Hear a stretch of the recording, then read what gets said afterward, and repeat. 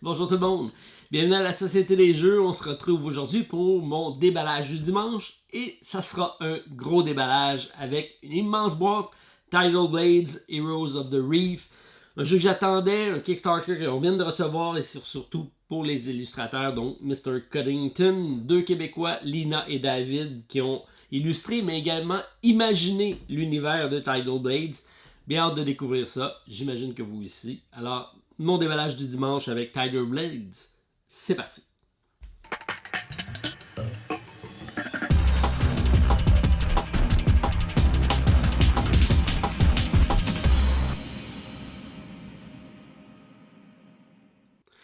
Amateurs de Kallax, oubliez ça, ça rentre pas dans votre ludothèque.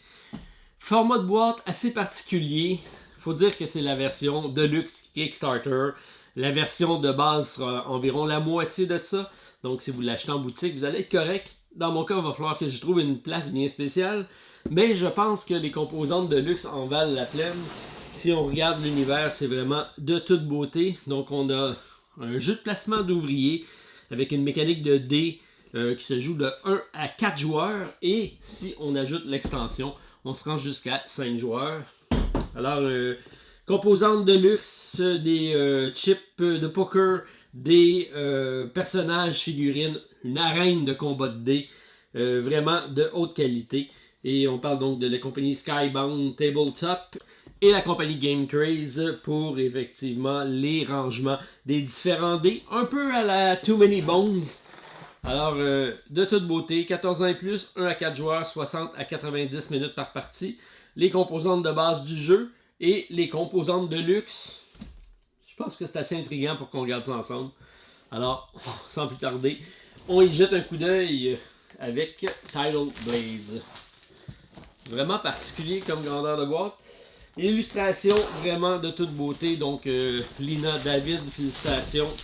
Vraiment, un jeu attendu et je pense que ça va être à la hauteur. En parlant de hauteur, c'est vraiment particulier. Alors, les designers, Tim et Ben Isner, mais c'est surtout Mr. Cuddington qui m'intéresse. On parle de partie 1, bien intrigué. Y aura-t-il une suite? À suivre. Donc, Tidal Blade, je mets la grosse boîte ici.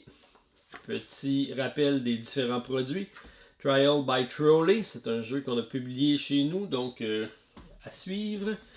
Des règles du jeu, donc on a ici l'almanach, donc ça j'aime bien ça. C'est donc l'univers inventé par nos artistes. Et le rulebook, donc façon d'y jouer. On regarde ça ensemble. Alors, gros format, bien aéré, bien présenté. Différentes composantes, la nomenclature, et ça j'aime ça puisqu'on n'a pas juste qu'est-ce que c'est, mais on fait toujours la relation avec donc le bon numéro, avec le bon type.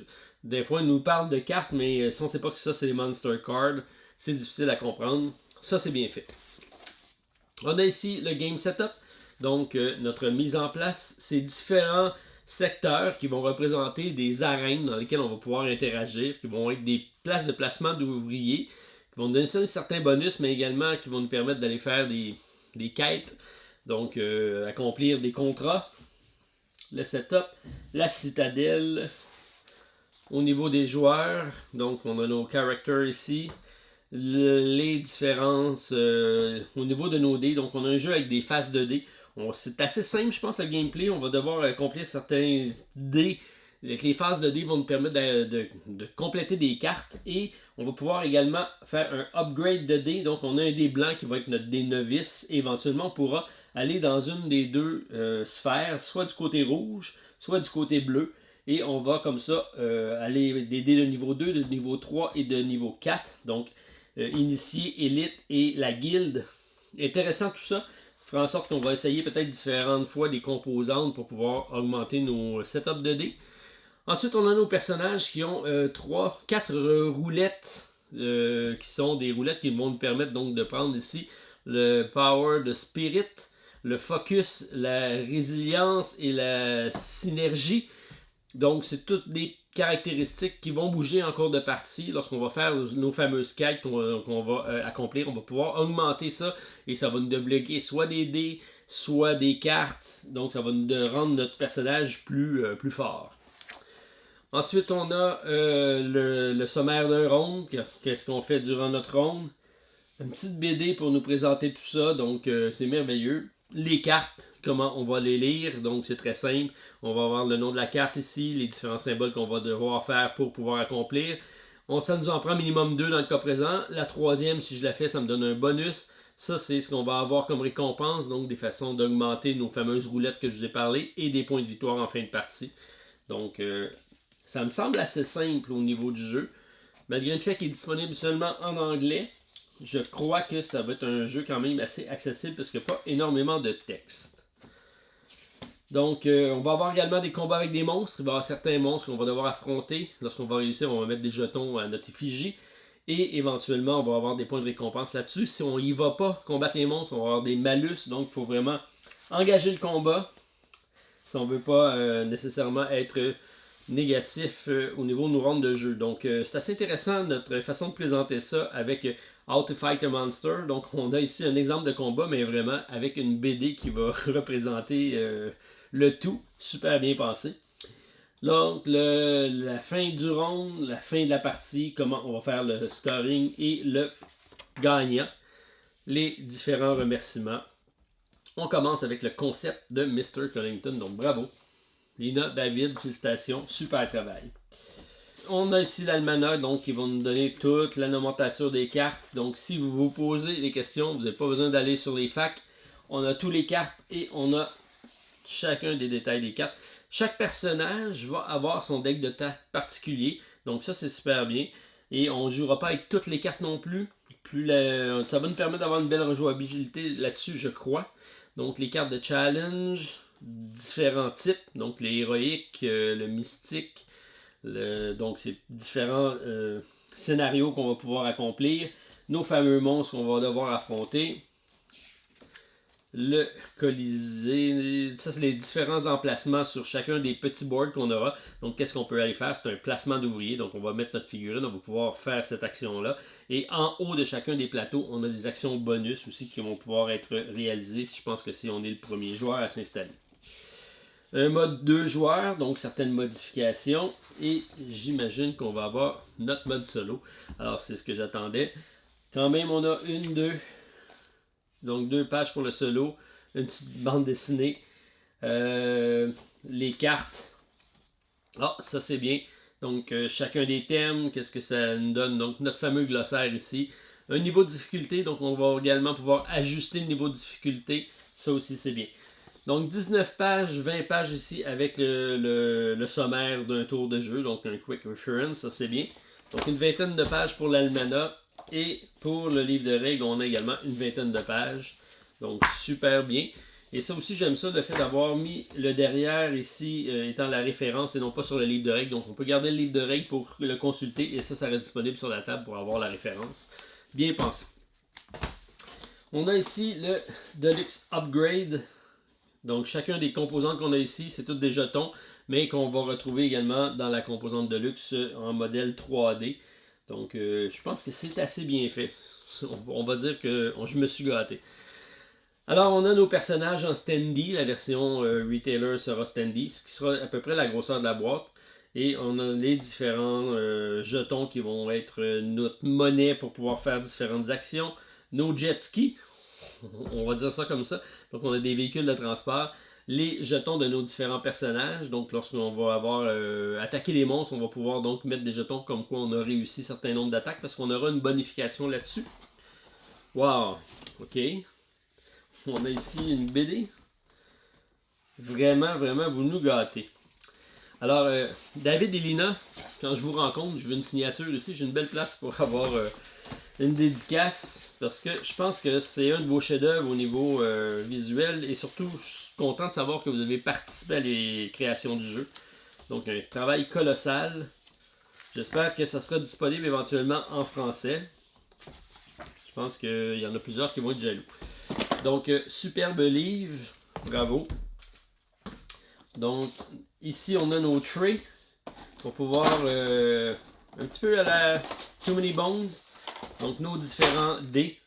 Donc, on a dit ici nos dés de base avec lesquels on a des différents symboles. Donc, je pense que c'est un wild.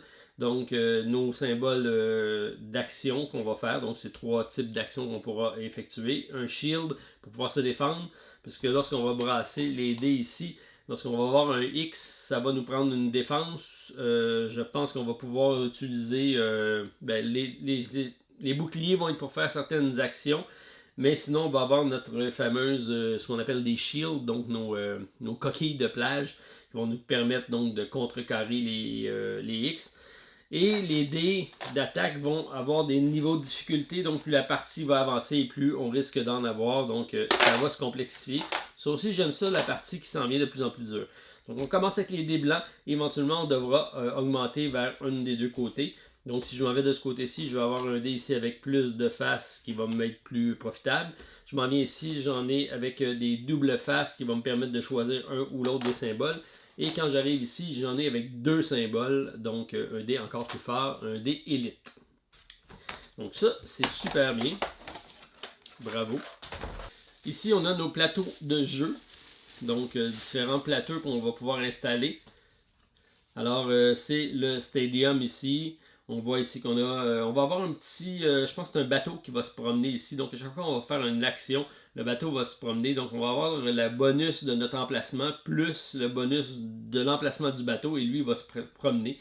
Ça c'est bien parce qu'on va avoir un timing à savoir quand est-ce qu'on va aller ici dans le stadium. Puisqu'on va avoir à synchroniser, non pas pour prendre seulement l'action ici, mais l'action du bonus. Bien pensé pour ça. Ici j'ai la citadelle du temps. Donc, c'est notre marqueur de ronde. On a 4 rondes de jeu. Et on voit qu'au ronde 2 et au ronde 4, les dés d'attaque vont changer. Donc, ça va devenir plus difficile. On va également récupérer ce qu'on appelle des disques. Puisqu'on va déplacer notre figurine pour faire nos actions. Et on va y laisser un de nos disques. Et là, ça nous permettra donc de récupérer des disques pour avoir plus d'actions. Donc, ici, c'est un paquet de cartes qui va apparaître. Le mode solo. Bien pensé d'avoir une aide-mémoire pour ça. Donc, 2 joueurs et un mode solo. Une carte de référence super bien plastifiée. Bravo. Encore une partie du board. Ça aurait pu effectivement être un grand board. On a préféré d'aller sur plusieurs. Il y en a qui aiment, il y en a qui n'aiment pas. Moi, ça ne me dérange pas du tout. Puis, ça nous permet de nous adapter à la grandeur de table, parce qu'à la grandeur du jeu qui est là, on n'a pas tous les tables qui vont avec. Donc ici, on est capable d'aller récupérer des dés. Ça, c'est bien. Donc, intéressant. Oh, ici, mon board a plié. OK. Je vous le montre. Alors, ici, on a le ring. Donc, encore une fois, c'est des emplacements pour aller chercher différents marqueurs. On a ici des symboles. Donc, c'est là qu'on va pouvoir activer également des cartes qui vont avoir ce symbole-là. Donc, chaque lieu a un symbole et les cartes de quest ont des symboles correspondants. Donc, il faut aller dans ces secteurs-là pour effectuer l'action de la carte. C'est ce qui fait en sorte qu'on va devoir se déplacer d'une place à l'autre. Alors ici, j'ai Fight a Monster. Donc, c'est à l'emplacement qu'on va avoir les monstres pour aller les combattre. Ça, c'est bien. On a une piste de championnat. Donc, ça va être à construire. Ça va de l'autre côté. Donc, ça va ressembler à ça ici. On va avoir un marqueur, on va progresser là-dessus. On va avoir des points de victoire qui vont se donner à chaque début de tour. On arrive à la fin, on a un 10. Et selon notre positionnement final, on aura des bonus également. Donc, c'est une piste de pointage pour déterminer le champion. C'est une genre de course, de compétition, si on veut. Bien pensé. Et là, on a nos fameux boards tout montés. Ils sont vraiment très jolis. Donc, le caïman, on a ça ici. Et on a nos différentes roulettes avec ici notre spirit, notre focus, notre synergie et notre résilience. On a des dés, donc l'emplacement pour mettre nos dés actifs et nos dés utilisés, puisque lorsqu'on va les utiliser, on va les mettre ici. Éventuellement, on pourra faire des actions pour pouvoir les ramener du côté actif.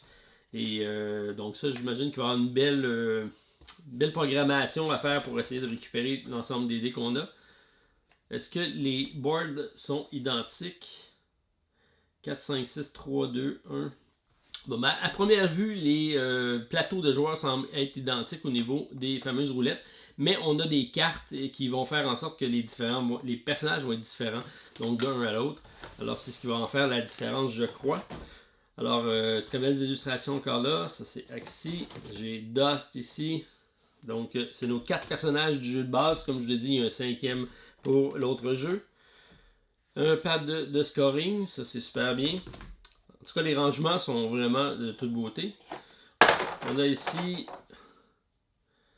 notre marqueur. Je ne sais pas si c'est le marqueur premier joueur ou un des marqueurs pour les pistes de score. On va découvrir ça. Ici, j'ai un petit tray avec ça. Ici, c'est nos monstres. On va jeter un coup d'œil d'un peu plus près.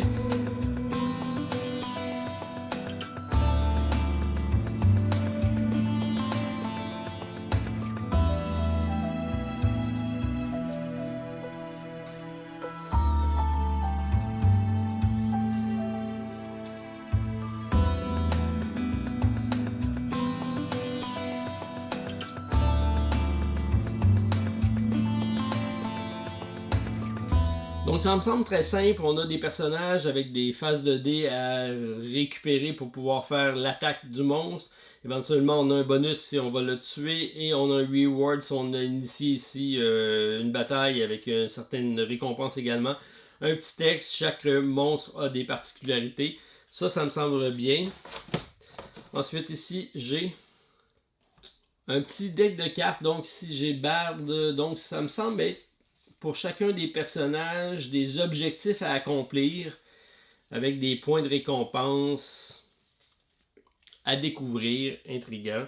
Alors j'imagine ici qu'on va placer ça d'une certaine façon.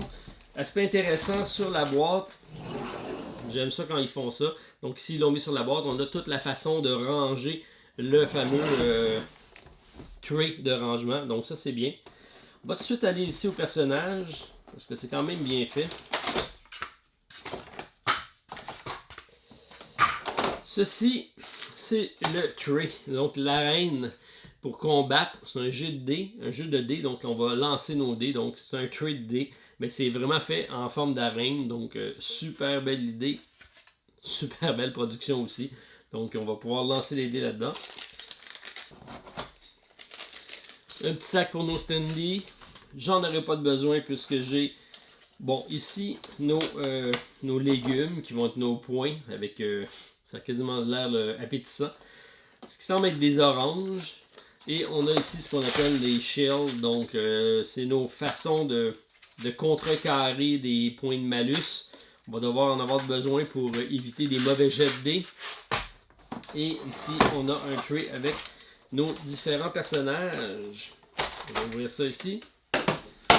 Donc, on a très belles figurines, donc des figurines avec lesquelles on va jouer. On va avoir également un marqueur à l'effigie de notre figurine et nos fameux disques qui seront, donc on va mettre notre figurine quand on va faire une action et quand on va s'en aller, on va mettre le disque de notre effigie comme quoi on est déjà passé par là. On a juste un héros, mais il va laisser son empreinte. Alors je vous montre de plus près les figurines.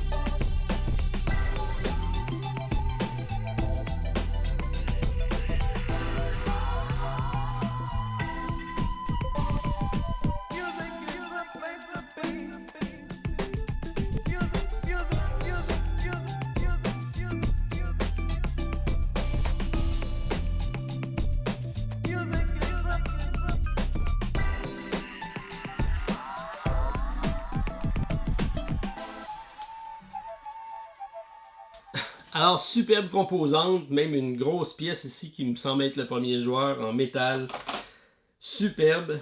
Donc, j'aimerais juste regarder ici les fameux decks de cartes. Et après, on ira au 5e joueur avec l'extension. Qui rentre effectivement dans la boîte. Puisque j'ai ici 1, 2, 3, 4, 5. Donc, j'ai déjà le 5e joueur. Je crois que c'est celui-ci. Alors, intéressant. Il savait déjà qu'il allait être commercialisé. Alors, on regarde de plus près les différentes cartes de challenge. Comme je vous disais, il y a des symboles dans le coin qui sera l'emplacement pour lequel je pourrais le réaliser et ce que je devrais dépenser pour réaliser mon action, ce que j'aurai comme bonus. Ça me semble très simple. Je pense que ce sera un jeu qui va être facile à mettre sur une table malgré la grosseur de la boîte. Alors, on regarde ça de près.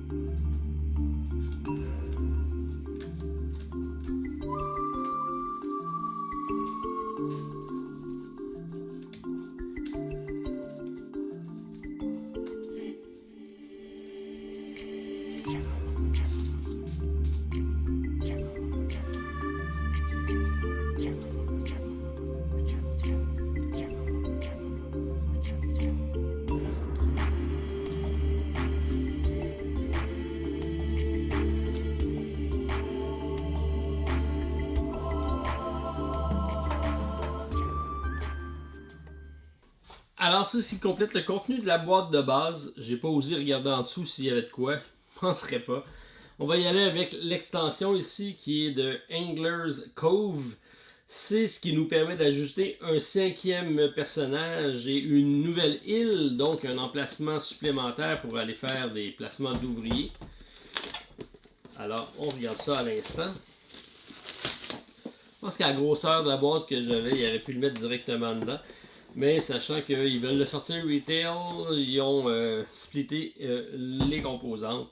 Alors ici, on a des jetons supplémentaires, donc nos monnaies, nos différents tokens pour ce personnage-ci qu'on a effectivement dans notre jeu, qui est celui-ci. Et différents marqueurs supplémentaires. On a l'île ici qui est le Angler's Cove, qui nous permet de faire une action ici particulière, qui nous permet d'aller récupérer de nouvelles ressources. Intéressant.